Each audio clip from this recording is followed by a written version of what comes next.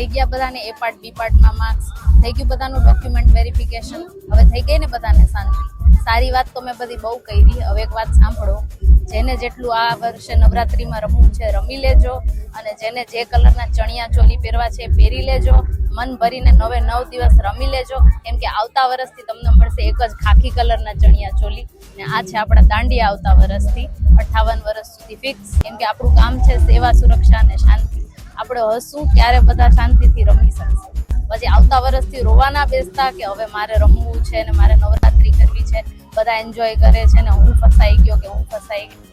તો એ વાત ધ્યાનમાં રાખજો, આ વર્ષે રમી લેજો અને આવતા વર્ષથી કામે લાગી જાજો. બધાને હેપી નવરાત્રી. ચલો મળશું નેક્સ્ટ વિડીયોમાં. બાય બાય, ટેક કેર, જય હિન્દ.